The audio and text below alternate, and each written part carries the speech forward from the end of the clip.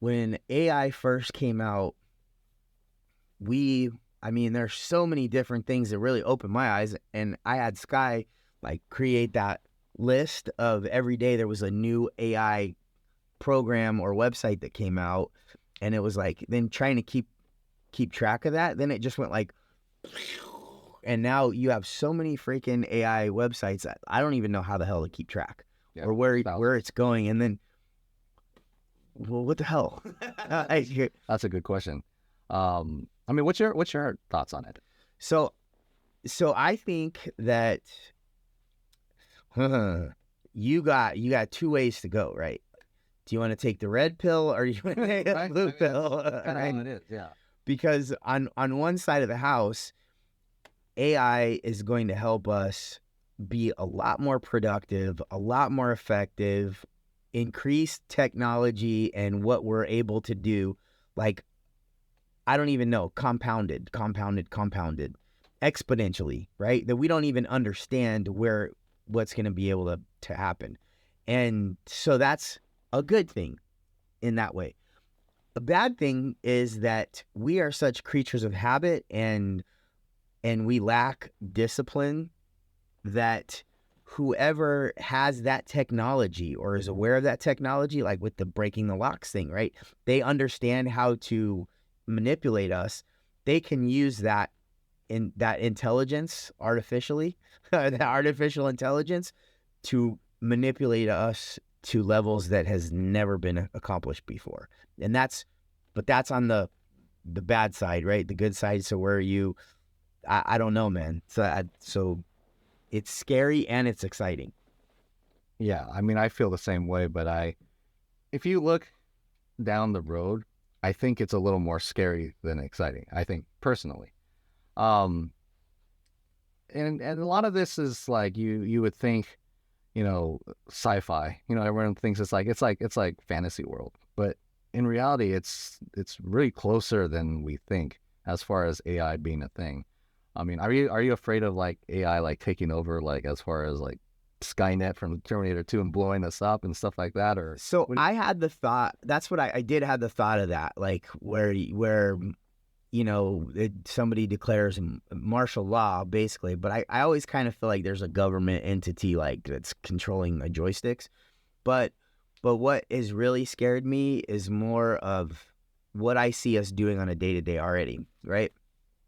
We're like attached to this. And the reason that we're attached to this is like what we keep talking about, the dopamine injections, right? Every time you see that and you scroll and boom, now you see something, you're like, whoa, jing, jing, jing. It's like a casino, right? And you're just rolling and like jing, jing, jing. And it keeps on.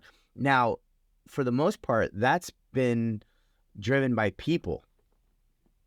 Now that we have artificial intelligence and we're already this bad, and now we're putting that behind the wheel, it's gonna pull us in and suck us in again to levels that we've never seen. And I see that happening. So unless we have some way of like cutting ourselves off from this, I don't know what's gonna happen.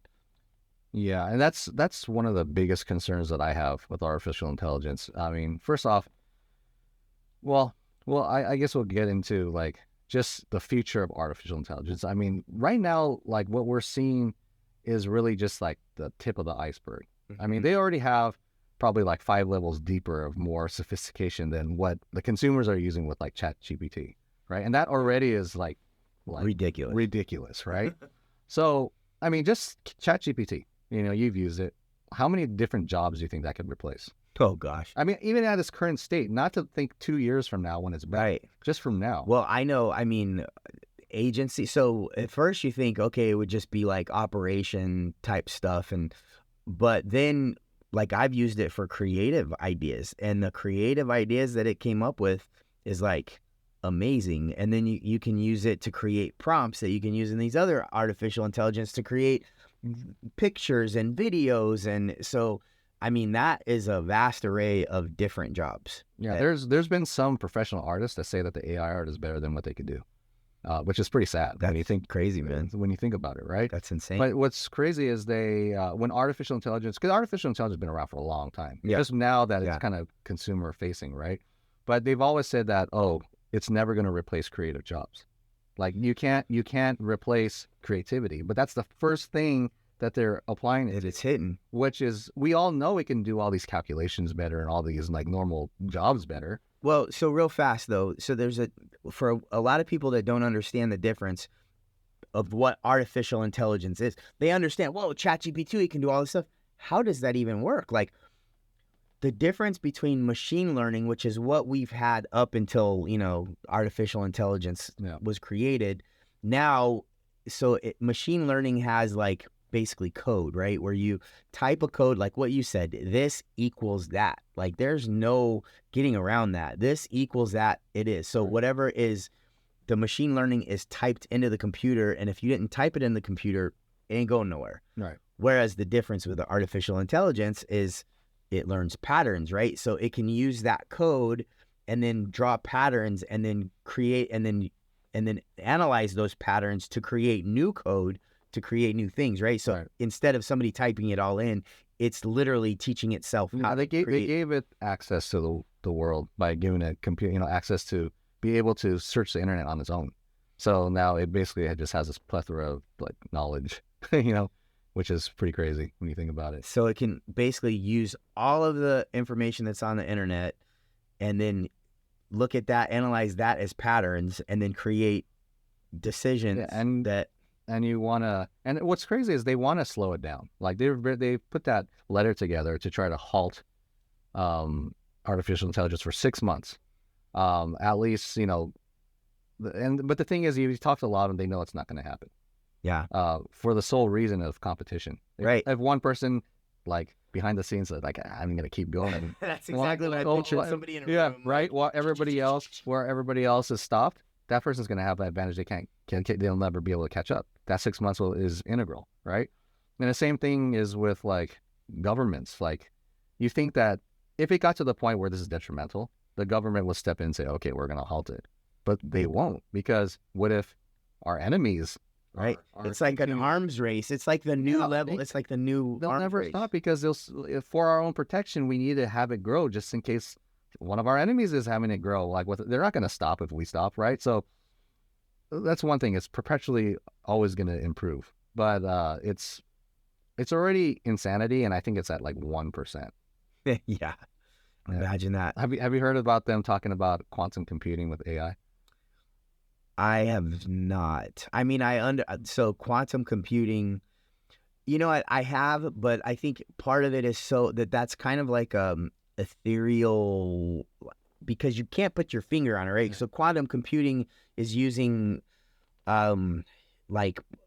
completely different ways of doing things that I don't really understand. So I've heard them, and I'm like, oh, that's really cool, and that sounds like really powerful, but I don't really understand it, so I really can't say too much about it. But what is it that you like on your understanding? How would that happen? I mean, quantum computing basically, it just operates at atomic level, so it uses atoms instead of like transistors or whatever, like in microchips. So you use atoms, but like sparks, or are they called quarks? No, I think it's just the states of atoms. I know in code base, the gist is that zeros and ones operates like our phones and all that stuff. It was based on zeros and ones. Mm-hmm. There's a third state for atoms, so it's 0, 1, and like unassigned or something like that. So there's like one more level of it, but because it's based on atoms, you can do a lot more things, especially organically. That you can simulate a lot of things, because everything in the world is based on atoms. So like you can simulate a lot more things. Like they're saying, like in the future, it's possible to test a medication on like a patient, or like by taking their DNA sequence and actually like playing out their entire life in the computer, because based on their DNA, we can see how they grow and how the medicine would affect it in real time. Wow. Because it's actually using real atoms, and they can build, something crazy like that. But regardless, it's going to be like super level speed, where like, you think it's smart now, it's going to be like a million times smarter, basically. Yeah.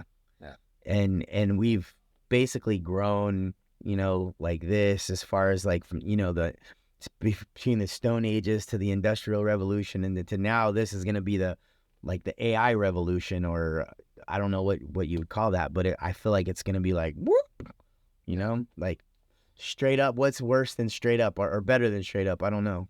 But I feel like, so now on the opposite side of that, you have artificial intelligence that's creating that technology that's more than we can ever understand. But we still have our basic experience, right? Our experience. And I think this is where we're not going to lose the ship, right? Because even if you lose your job, and I think somebody said people aren't going to lose their job to AI. They're going to lose their job to people that know how to use AI. That's short term, right? Long term, you're going to lose your job to AI. But we still have our experience. And so I feel like that industry, or I don't know even if you call it that, because it's not really industry there. Because all the industries are going to be like taken up by AI. But the thing that they can't do is give us the experience. So our experience is going to set us apart.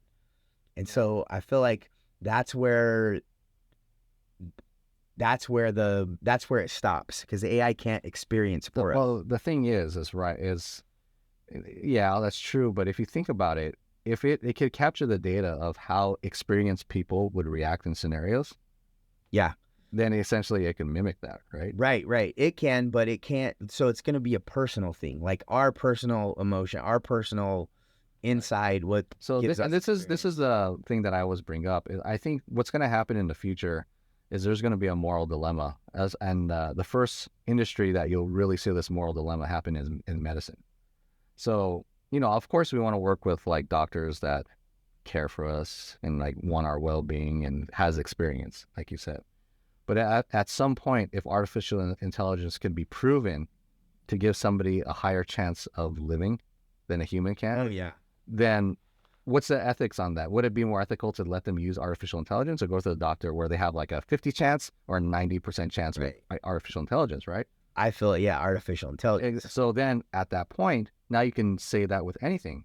Artificial intelligence can make these products 90% safer than humans can.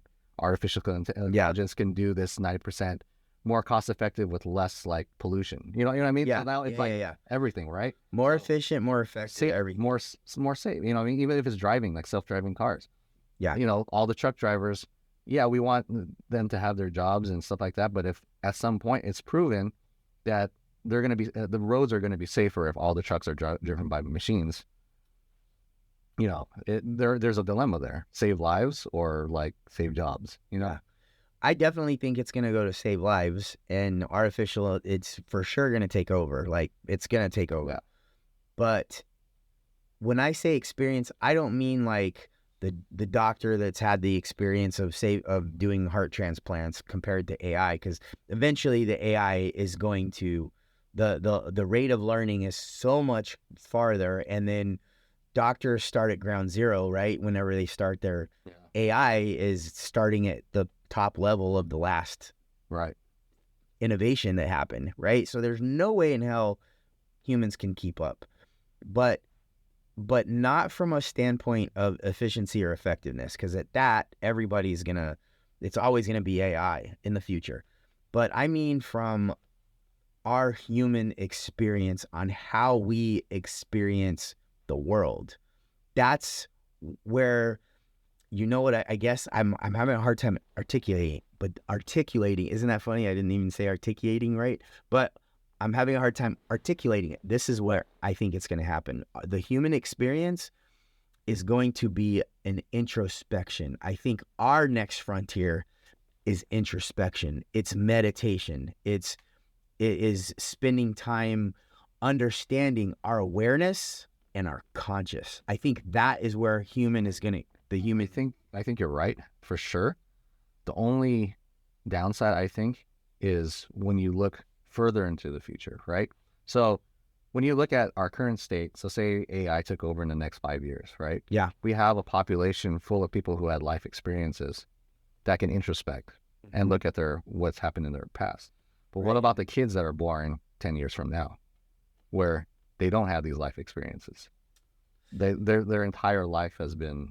So I guess going back, the thing about AI is that they claim that AI could bring us basically abundance.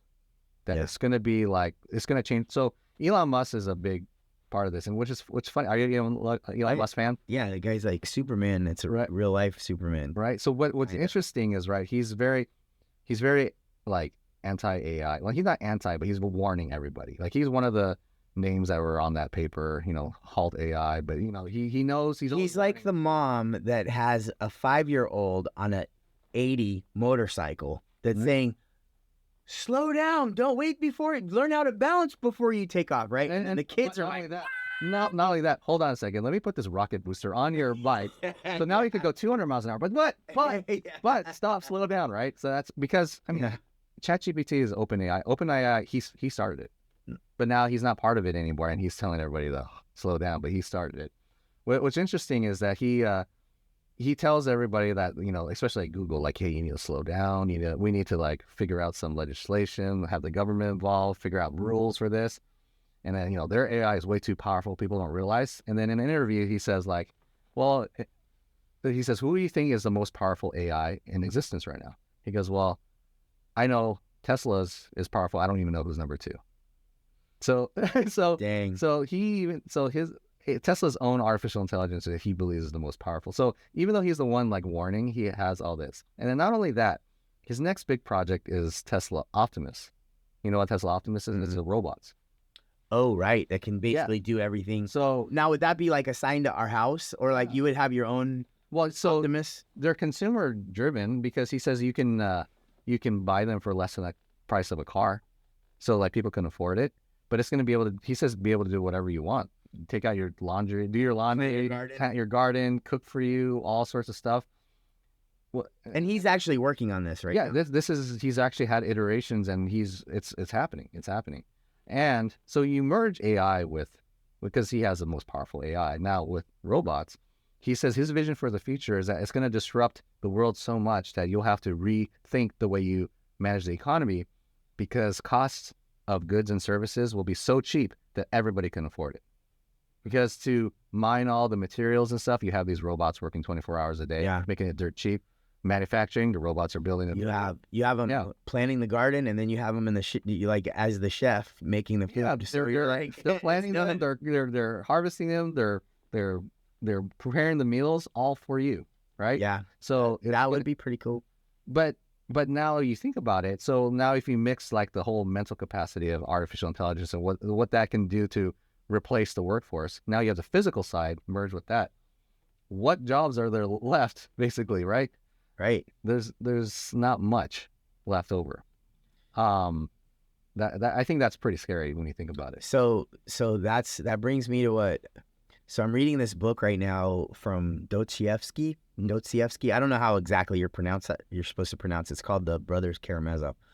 Jordan Peterson had made a comment about what Dostoevsky had said, and he was like, if you create a world, I'm paraphrasing, if you create a world where man has everything taken care of, where they don't have, like, they have everything given to them in a golden platter, then man is basically going to smash the golden platter, because there's no adventure in that, right? Well, so that's my whole thing, and my whole purpose with the Break the Locks thing and spreading it is because of that main reason. So the thing is that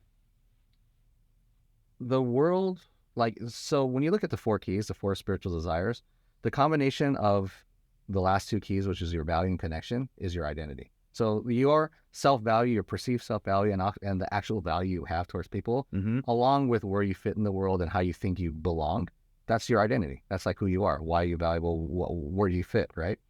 So we've been trained since we were kids to understand or believe that our identity is based on 2 things, family or your profession.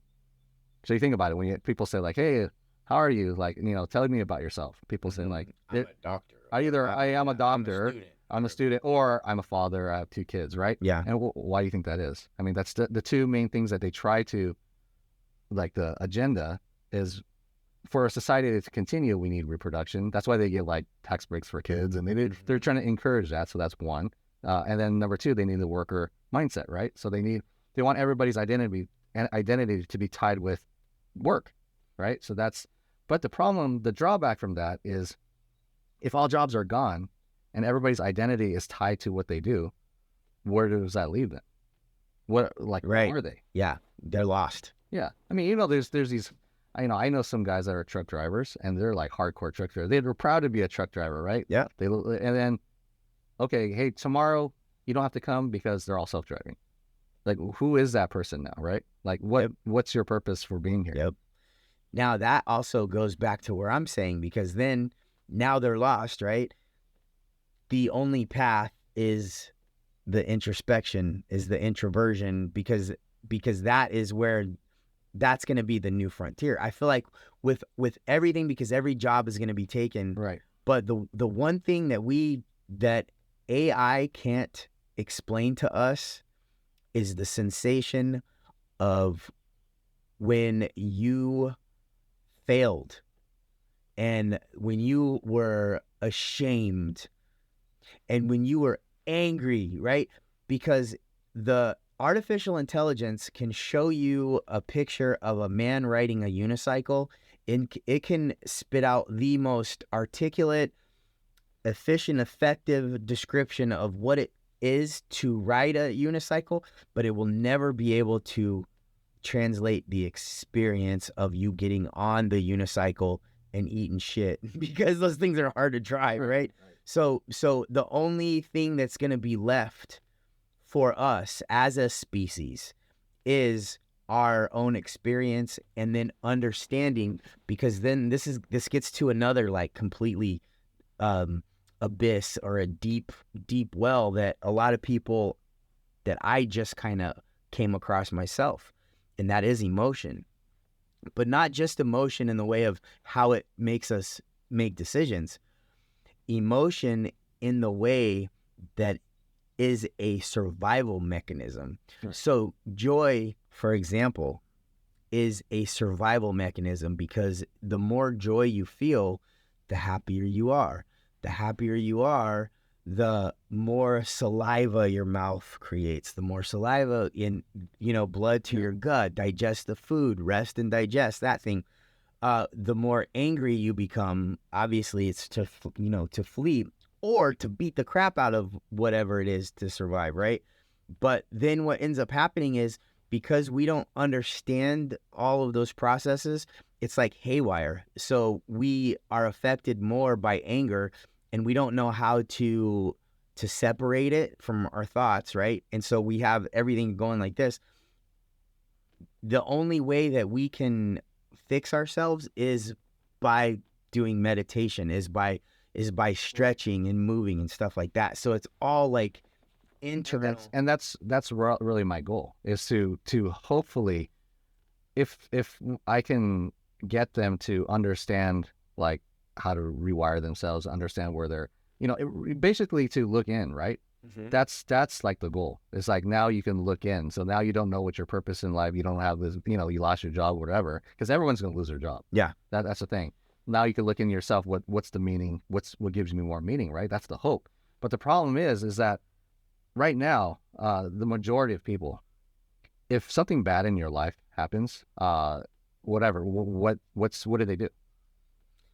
I mean, it'll fall apart a lot of times. Well, usually they look for happiness, but if their happiness is confused with stimulation, then it's all right. This, exactly.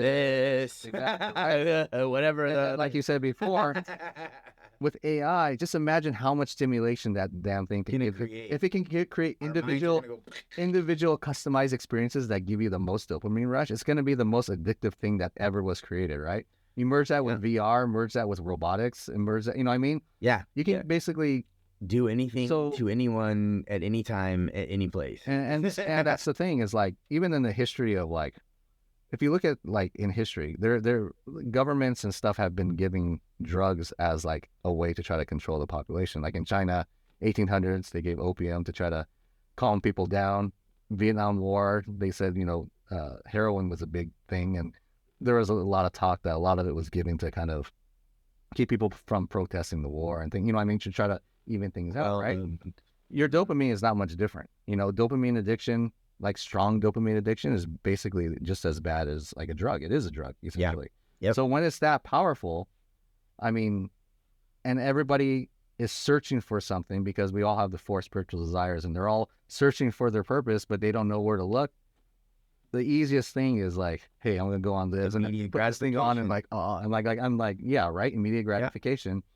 So essentially we're going to have a world full of people who are just like addicted to these things. And the big thing is you can see it in the kids today, right? A lot of them who are bullied in school or have a lot of problems at home or whatever, a lot of them resort to stimulation. They play video games all day. They'll do drugs. They'll go on social media and all that stuff. But what happens, just like a drug, when it's not doing its job anymore and you need more? What happens? Right. Again, it becomes more extreme, and then it becomes more extreme, or they'll just hit like depression. Yeah. You just get depression. You get basically you feel like there's no hope for the future, or because any negative emotion, because it's not just depression. It can be anger, it can be hate, it can be jealousy, it can be like all of these huge things, but it takes that negative emotion and it just like turbocharges. So now you think about it in the big picture, like you said in the book, everybody has everything they ever wanted. Like, things are abundant, but they have no purpose in life. They have and you're saying the scenario of like people having struggles of struggles, the ups and downs are what makes life interesting, right? But you can see with ChatGPT in your own self, and even myself, a lot of times before that was happening, right? We would have to come up with stuff, and we're trying to write something or write like, questions for this interview or whatever, write an article or something, and then you get like stuck. Yeah. Right. And then what usually happens, you take a break, you go off and do your thing. Then I have this idea. Eureka. This is awesome. And that never happens anymore because ChatGPT is just like, and just imagine when it's next level where now you're mitigating all your failures, in which failure is like the meaning of life. Right. Right. So everybody has everything they want. They know they're searching for something, but they can't find it. So where they go? Stimulation. We have these stimulation machines that are the greatest stimulation machines of all time. After an amount of time, they realize this is garbage. I feel like lost because like it's not working anymore. And then anger, violence, depression, and essentially like the book. Yeah, destroy it. Destruction, right? Chaos. That's the future I see, unless they start doing the introspection and start learning. Right. You know what I mean?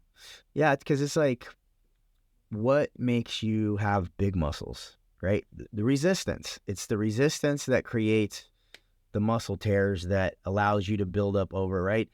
And if you don't have to ever work out, then you're never going to be able to feel that and get stronger, because it's like whoever says a person that has, what's the quote? But it basically says hard decisions make an easy life. Easy decisions make a hard life. Right.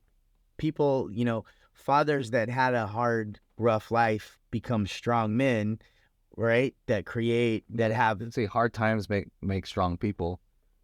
Good times make weak people. Yeah, right? That's in essence what it is, right? And that's definitely the case. And then when we have everything given to us on a silver platter, man, like how, again, it all comes down to introspection, because that is the next frontier for humanity. But I think it takes a message to get it out there that they need to introspect.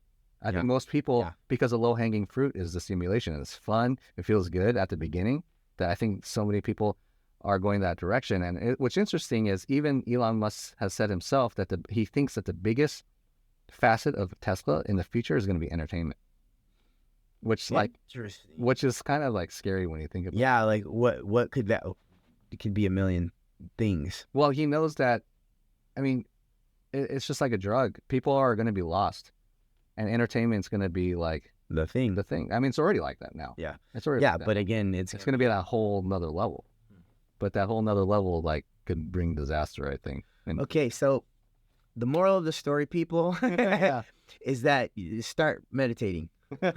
Get your ass out and move and pay attention to your body and your energy, and that is going to be your next frontier. So when artificial intelligence takes your job, you're going to have a backup plan and you won't become lost. Or if you are lost, you'll be lost in yourself, which then you'll be able to find it and, you know, you'll be okay. But Yeah. If your identity is tied to what you do and that's it, then you're gonna struggle when things happen and you lose your job. Yeah. You got to look deeper. So I'm thinking it's a good time. Like, you know how they have all those like billionaires go to these retreats where they're disconnected and they can't do that. That'll probably be something in the future. There'll probably be my these backyard, guys, it's going to happen. invest in some disconnected retreats where you farm your own food and hunt and stuff like that, and that'll probably be something big in the future when we have everything. And then just imagine it though. Just imagine how we had all these ancient civilizations. What if they all got to the point where they had everything, right? And they're like, "This sucks," and they're just like, "Let's get rid of everything." You know, I wouldn't doubt if that happened. Like, so, I mean, have you? I'm sure you watched Ancient Aliens. They have some crazy stuff that's like these civilizations have been here for over 10,000 years, and I mean, there's just a lot of. It's possible once you have everything, you realize that having nothing is more fun. I mean, look at all of the different caves. Look at the pyramids and in these different stone. I don't know if it's Stonehenge, but there are other where these cuts are made like at a fraction of an inch that we couldn't even do that. Yeah. How the hell can some ancient civilization that is barely doing pottery do stuff like that? It just doesn't make any damn sense. There's no way. So there's got to be so much stuff that we don't understand, but we could go on talk about this shit forever. Absolutely. But so the other thing is, the other thing of the other thing before we cut it off, is our ego, right? So part of going in, and which is how we identify, right? And there's collective ego and then there's our own ego, but doing an introspection allows us to see that for what it's worth, and it allows us the space to disconnect, because there's a guy, Sadhguru, that I like a lot of the stuff he says, and he has an explanation of our minds. He says there's 4 parts, but aside from getting into all that, basically he says the one part is your identity, what you identify. I'm an American, I'm a female, I'm transgender, I'm gay, I'm straight, I'm Republican, I'm Democrat, whatever it is that you identify as, right? And it holds the flag up, whatever flag that is, that this is who you are.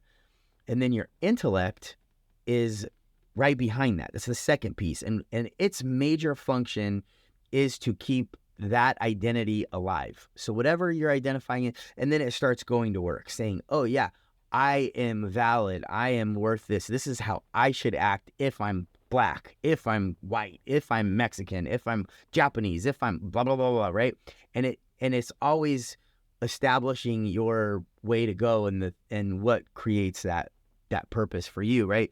But what happens is that's all fake. It's all like contrived. It's all something that is a mental construct. It's not real. It's something that we created, yes, handed down to us, but that we have there, that we stick our flag up, and then our intellect is constantly like working to validate that. So, and then the third part he says is memory, right? And memory is like from your past, but also like your ancestors and the things that they went through, the trauma and stuff like that. And then the fourth piece is like our spirit in essence, right? There's actually 16, but the memory has 8 pieces. Anyway, it's complicated, but the point is ego is something that is a mental construct, and that when you do, and then it creates a lot of problems. It creates conflict, because if I'm American and you're Chinese and we're at war, I have a problem with you, even though I shouldn't have a problem with you because we like the same food or whatever. But because of that mental construct. So by going to introspection, we're able to create space between us and our identity, which gives us that ability to see things for what they are, not for superficial mental construct that is bullshit. No, you know what I mean? For sure. I have a deep question for you. Okay. It's deep, but not at the same time. Think about a computer. Okay. Think about like your computer here. What makes it the computer? Like, what's the important part of it? Is it the actual computer itself? So the hardware, like the keyboard, the monitor, the machine itself. That's what we've identified as. Right. Yeah. Is it the operating system and the software? So is it like Photoshop, Word, Premiere, whatever we use? Is it that? I love this. Or is it the files that are on there, the stuff that you made? What makes the computer the computer? Which is the most important aspect? So the answer is that there is no answer. The answer becomes the word that I love. It's wonder. Because what happens is what that is. So all of those things are what we've identified as that. But when you wonder, even if it's an orange and you see something simple like that had a bunch of components, right? But something simple like an orange, the longer that you look at it, the more definitions that you see into it, and the more texture, smell, weight, color, all of these different things. But because of our habits and because of our ability to just say, screw that, and I'm going to put a label on it so I don't have to think about it anymore. We say orange. That's the same thing with the computer. Well, here's the question. So if a person, so say you're you, same personality, same body, but you lost all your memory. Are you still you? Okay, man, there's some really good questions, dude. Because part of that is yes, and part of it is no. Because what I believe is that we are all a conglomeration of subconscious particles that has been like gathering up, right? And so like when you look at bubbles and you see like 5 bubbles here, and then all of a sudden they go bloop, and they're one big bubble. Well, say your personality, your likes, your interests, all are the same. It's just that your memory is gone. Is that still you? So you have the same personality. Yeah, so it is still you, but part of that component is not because it is okay. So I got a question for you. Yeah. If you are on a boat going from I don't know, across the lake, right? And on the way there's a hole in the boat, and then you have to repair that piece of wood, and then on the way there's another one, you have to repair that piece of wood. You get all the way across the lake. Finally, it takes you 3 months, and every single board has been replaced. Is it the same boat? Right. Or here's another one. You're at the ocean, and you're sitting there, and you're like getting some rays, and there's a vast ocean, and you walk out there with your cup, and you take some of the water, and you put it in your cup. Is the water in your cup the ocean? All right. Yeah. So that, I mean, it's interesting thing with AI. We're gonna have to think about this, because you think about it, like say you have all your memories, you know exactly every experience that you've had, but your personality is not there, right? That's another question. Or if your body's not there, now you're in a machine, but it has your personality and your memories, but you can only talk and visualize on a screen, but your body's gone. Is that right? You? So right. That is. It's something to think about, but you know. And they find a way to transport you, right? But then the body is transported over there, but then yours doesn't. Now there's 2 of you, and because this one wasn't able to transport, but they created every one of your atoms, so you got 2. Now which one is you? And if you kill one, right, you're killing yourself, because this one. I think that comes down to consciousness. And I think, well, that's the question. Yeah, where does consciousness? We have a lot of good questions. Yeah, no, I think we're good. We're good. We got some good questions. We got some good. If you listen to this conversation, if you can contribute to this conversation, I would love to hear what you guys have to say, because these are questions that I haven't necessarily had answered yet. And I think the more of us that connect with each other, like the bubbles, the bigger and the better that we all get. So absolutely, I think it's a conversation we all need to have, and the more minds, the better. So reach out to us for sure. All right, guys.